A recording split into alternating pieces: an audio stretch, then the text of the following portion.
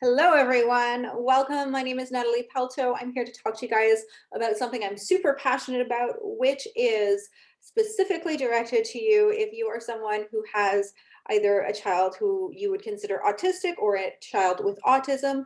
That term gets thrown around and people get kind of triggered either way that you go with that. So I'm just going to put them both out there. Sorry, I have a little split lip there. So just going to tell you guys, there is this number one thing, right, that we don't do when we first understand or first learn that our children may be autistic. We start to research. The world brings us to this, and you can probably like be nodding your head here.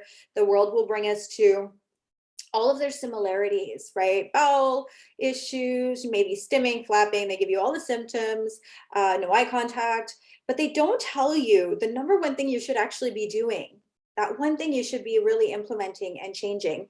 What we do is then we bring ourselves and propel ourselves into these doctor's visits and these specialist visits and assessments and then therapies. And it tends to get a little bit frustrating. But there's this one thing that we could be doing that's going to enhance all of the other people's work, and that is lifestyle.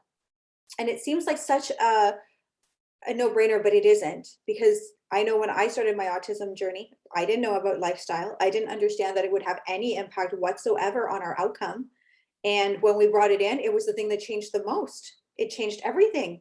We had in our family, we went from a nonverbal to a full remission of all of the sensory symptoms, of every symptom, to the point where my son no longer needed a diagnosis. So we're going to say that that's a pretty big thing that people are not teaching. Let's talk about the things that really do, that we should really implement when we think about lifestyle. And I want you to go through the checklist that I'm going to include with this, very, very quick checklist. And I want you to think through and really explore each of these areas and give yourself kind of a score on 1 to 10 on how this is showing up for you. So number one is, how is your nutrition?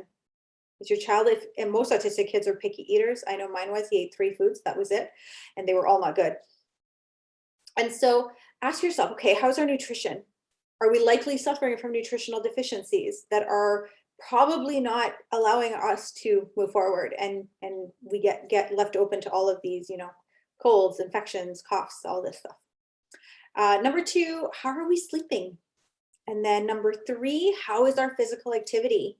Are we always in front of a screen, or are we actively outside? How's our relationships? How are our relationships with our family? And how is that showing up, let's just say, at dinner time mayhem? How is the stress in our family? And then the last one is, have we been exposed to risky substances? So take a couple minutes, dive into it. And this is a really great area to start pinpointing what areas of lifestyle you may need to tackle first. So I hope that you guys enjoyed this video.